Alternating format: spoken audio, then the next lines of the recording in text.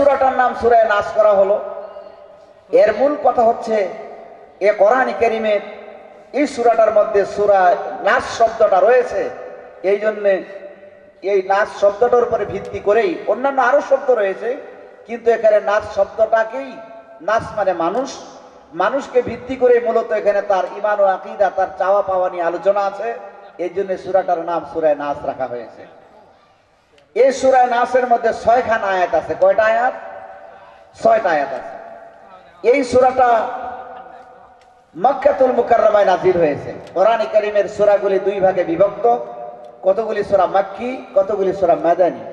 যেগুলি সূরা নবীজির মক্কি জীবনে অবতীর্ণ হয়েছে সেগুলিকে মক্কি বলা হয়, যেগুলি মদিনা জিন্দেগিতে অবতীর্ণ হয়েছে সেগুলিকে মাদানী বলা হয়। তো ওই সূত্রে এই সূরাটাকে মক্কি বলা হয়েছে। কিছু সাহাবায়ে কেরাম সূরাটাকে মাদানীও বলেছেন, কিন্তু শানে নজুলের দিকে তাকালে মনে হয় সূরাটা মক্কি। তো এবার বলতে হবে যে এই সূরাটা তাহলে নাযিল কখন হয়েছে? কোরআন কারীমের সূরা ফাতিহা থেকে নিয়ে সূরা নাস পর্যন্ত বিভিন্ন আয়াত, বিভিন্ন সূরা পর্যায়ক্রমে তার প্রেক্ষাপটে, কালক্রমে, প্রয়োজনে তার নির্দিষ্ট সময়ে সময়ে অবতীর্ণ হয়েছে। যেরকম সুবহানাল্লাহ। তাহলে এই সূরাটা নাযিল হওয়ার একটা সময় আছে, আছে কিনা বলেন? জোরে বলেন, আছে কিনা বলেন? আমি বলেছিলাম আজকে শয়তান নিয়ে আলোচনা করব। এই সূরাটার মধ্যে শয়তানেরই আলোচনা আছে। কোন শয়তানের আলোচনা আছে? আসতেছে আলোচনা। সুতরাং আজকে খুব মনোযোগের সহিত কথাটা শুনবেন। এই সূরাটা কখন নাযিল হয়েছে তার নুজুলটা বয়ান করতে গেলে একটু একটা হাদিস বলতে হচ্ছে। যুগে যুগে ইসলামকে মিটাবার জন্য, এক কথায় তাওহীদের দাওয়াতকে মিটাবার জন্য যুগে যুগে শয়তান বহুত চেষ্টা করেছে। এবার চেষ্টাতে করেছে শয়তান, তাদের চেষ্টাগুলি ছিল বিভিন্ন রকমের, বিভিন্ন প্রকারে তারা চেষ্টা করেছে। শয়তান কিন্তু বিভিন্ন রকমের। আমি আপনাকে বলে দিচ্ছি, এটা বলার আগে একজন বুজুর্গের একটা কথা বলছি। এটা হাদিস নয়, একটা কথা। প্রসিদ্ধ একটা বই আছে, বইটা আমি প্রসিদ্ধ এই জন্যই বললাম, বইটা পড়লে অনেক জ্ঞান পাওয়া যায়। বইটার নাম হচ্ছে শয়তানের ডায়েরি। মাওলানা আব্দুল শুকুর সাহেবের বইটা লেখা, খুব ভালো বই। বইটা পড়লে মনে হয় তিনি শয়তানের সাথে আলাপ করছেন আর বই লিখছেন। বই পড়ার নেশা করবেন, ইলম অর্জন করবেন, জ্ঞান অর্জন করবেন, তবেই আপনার ভিতরে ঈমান আসবে। জ্ঞান অর্জন করছেন না, ইলম অর্জন করছেন না, আর আপনি ঈমানের দাবিদার হচ্ছেন, আপনার দাবিতে মিথ্যা, আপনার ভিতরে ঈমান আসতে পারে না। কারণ অন্ধকার বডিতে ঈমান ঢুকবে না, ঈমান আসবে আলোর ভিতরে। কথা ঠিক কিনা বলেন? আপনি যখন ইলম অর্জন করবেন, জ্ঞান অর্জন করবেন, তবেই আপনার ভিতরে আলো আসবে। এই আলোর মধ্যে ঈমান প্রবেশ করবে। জোরে বলেন সুবহানাল্লাহ। কিন্তু আমরা ওই যে রীতিগত রেওয়াজি কিছু ইসলামী কাজ করেই আমরা বলতেছি যে সব মনে শিখে ফেলেছি, সব মনে জেনে ফেলেছি। কোরআনও পড়ি না, হাদিসও পড়ি না, গবেষণাও করি না, ইলম অর্জন করি না, জ্ঞান সন্ধানও করি না।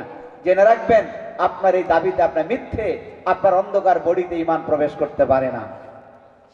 এবার আসুন, যুগে যুগে শয়তান, বলছিলাম বুজুর্গের কথাটা। উনি বলছেন একজন বুজুর্গ রাস্তা দিয়ে যাচ্ছে, তো শয়তান দেখতে পেয়েছে একটা গাছের তলে শয়তান বসে রেস্ট নিচ্ছে। এবার শয়তানের সামনে দুইটা চাবির পুতলা, একটা হচ্ছে বিরাট বড় পুতলা, একটা হচ্ছে ছোট্ট পুতলা। এবার বুজুর্গ জিজ্ঞাসা করছে, শয়তান কি করছো তুমি? বলতে, না আমি রেস্ট নিচ্ছি এখন। বলতে, তুমি রেস্ট নিচ্ছ? বলে, হ্যাঁ। তাহলে তোমার এই অবস্থা কেন? একটা চাবির পুতলা বড়, ওই বড় চাবিগুলি সব জং ধরে কি হয়ে গেছে, পরিষ্কার নাই, জং ধরে সবগুলি এক পুটলার মতো হয়ে গেছে, আর ছোট্ট পুটলাতে কয়েকটা চাবি চকচকা, ব্যাপারটা কি? তখন শয়তান বলছে, হয় কি বলবো আপনাকে, আপনার কাছে তো কোনো কথা লুকানো যায় না। এই যে অনেকগুলি চাবি যেগুলি জং ধরে গেছে, এইগুলি বিভিন্ন লোক যারা আমার কাজ করতেছে, ওগুলি ওদের চাবি, ওদেরকে চাবি দিতে হয় না, ওরা আমার লাইনে চলছে, ওরা আমার কাজ করতেছে, এই জন্য তো ওদের চাবি ব্যবহার করতে হয় না। রাখতে রাখতে জঙ্গার ধরে গেছে, জঙ্গার ধরে আর টেনশন নাই, ওরা যে কাজে লাগাইছে ওরা ফিরবে না। কিন্তু এই যে কয়েকটা চাবি যে পরিষ্কার, কিছু লোক আছে সমাজে নামাজ পড়ে, কোরআন থেকে জ্ঞান সঞ্চয় করে, হাদিস থেকে জ্ঞান সঞ্চয় করে, মানুষদেরকে আল্লাহর পথে ডাকে, তারা আল্লাহর সাথে সম্পর্ক কায়েম করে, তাহাজ্জুদের নামাজে দাঁড়িয়ে দাঁড়িয়ে কান্দে, ওই লোকগুলিকে আমার পথে আনার জন্য হাইরে চাবি ঘুরায়, ঘুরাইতে ঘুরাইতে চাবি পরিষ্কার চকচকা, কিন্তু মালগুলিকে আমার পথে আর আনতে পারি না। কথা বুঝেন নাই? তাহলে শয়তান বিভিন্ন প্রকারে বিভিন্ন সময় মেহনত করে। তো ইসলামকে মিটিয়ে দেওয়ার জন্যও যুগে যুগে, তাওহীদের দাওয়াতকে মিটিয়ে দেওয়ার জন্যও যুগে যুগে তারা বিভিন্ন ভাবে চেষ্টা করেছে।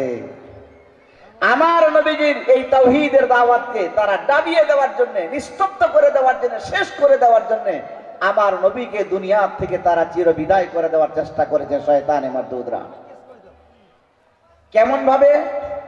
কেমন ভাবে চেষ্টা করেছে সেটা একটু লক্ষ্য করেন।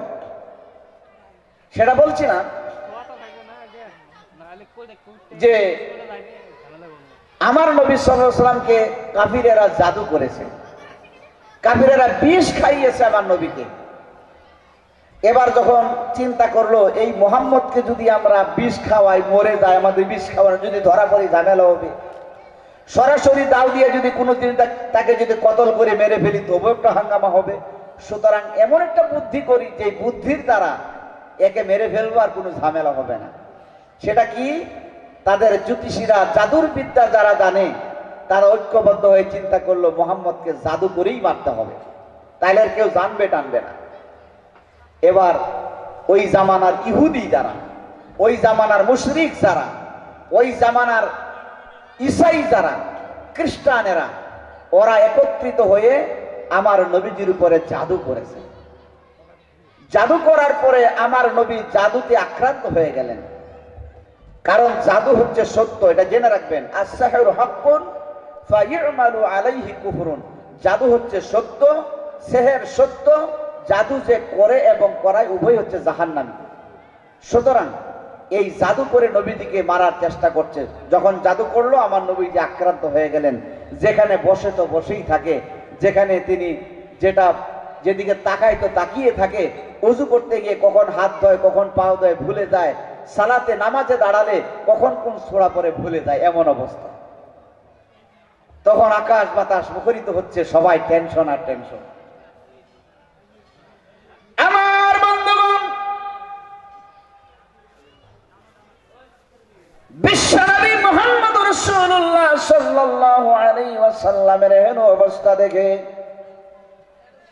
আল্লাহর রহমতের ফেরেশতারা বলতে শুরু করে দিয়েছে, আল্লাহ তোমার হাবিবের এই পরিস্থিতি আমরা আর সইতে পারি না গো আল্লাহ। জঙ্গলের এই পোষ্য প্রাণী পর্যন্ত, 6 মাসের শিশু পর্যন্ত তার মায়ের স্তনে মুখ লাগায় না, সবাই খালি আমার নবীর প্রেমে কান্দে আর কান্দে, সবাই কান্না করছে। আমার নবী যেখানে বসে তো বসেই থাকে। এই অবস্থা দেখে মুসলমান যারা হয়েছিল তারাও টেনশন করছেন, কি হয়েছে আমার নবীজির কেউ বুঝতে পারে না। এমন পরিস্থিতি, আমার নবীজির করুণ অবস্থা দেখে আল্লাহ রহমতের ফেরেশতাদের করুণ আবদার শুনে আমার আল্লাহ রাব্বুল আলামিন হযরতে জিবরিলকে ডাক দিলেন। জিবরাইল কোথায়? ডাক দেওয়ার সঙ্গে সঙ্গে হযরতে জিবরিল আমার নবীজির সামনে হাজির। আমার আল্লাহ বলেন, জিবরাইল আর দেরি করো না, তাড়াতাড়ি করে যাও। ওই যে একটা কুয়া দেখা যায়, ওই কুয়ার মধ্যে একটা চুল ফেলে রাখা আছে। ওই চুলের মধ্যে 11টা গিট দিয়ে আমার বন্ধুর উপর জাদু করা হয়েছে। যাও আমার কাছ থেকে 11খানা আয়াত নিয়ে যাও। সূরা ফালাকের 5খানা আয়াত, সূরা নাসের হলো 6খানা আয়াত। এই 11খানা আয়াত নিয়ে যাও, আমার বন্ধুর কাছে যাও, চুলটাকে নিয়ে যাও, তার কাছে তুলে দাও। আর চুলটা দিবে, আর আমার হাবিবকে বলবে এক একটা করে আয়াত পড়বে, আর এক একটা করে চুলের গিট খুলবে। একটু সময় বসা যাবে কি আমার ভাই? একটা বসা যাবে, আলোচনা বোঝা যায়। এবার আমার বন্ধুগণ, হযরতে জিবরিল তড়িৎ গতিতে 11খানা আয়াত নিয়ে তিনি চলে আসলেন। কুয়ার মাঝখান থেকে চুলখানা নিলেন, নিয়ে আমার নবীজির সামনে যখন হাজির হয়েছে, আমার নবী তখন বললেন, জিবরাইল কি তোমার হাতে? এটা কি? আমার মাথার চুল তোমার হাতে কেন? আমার মাথার চুল তোমার কাছে কেন? একটা চুলের মধ্যে যদি 11খানা গিট দেওয়া যায় তাহলে মনে হয় বোঝা যায় এই চুলটা একবারে ছোট ছিল না, মোটামুটি লম্বা ছিল। কথা ঠিক কিনা বলেন? তাইলে বোঝা গেল আপনারা যেমন করে মাথার চুল কেটেছেন আমার নবী তেমন করে চুল কাটেন নাই। কিভাবে কেটেছেন? আমার নবী শুধুমাত্র যখন হজ করতে যেতেন তখনই তিনি মাথা নেড়া করতেন, মাথা হলক করতেন, অন্য সময় তিনি মাথা হলক করে নাই। এবার আমরা যারা মাথা হলক করে বেড়াই সুন্নত বলি, আসলে এটা সুন্নতে নববী নয়, এটা হলো সুন্নতে উলুভি। এটা আলীর সুন্নত, এটা সুন্নতে নববী, নবীর সুন্নত নয়। লম্বা আলোচনা ভবিষ্যতে বলবো।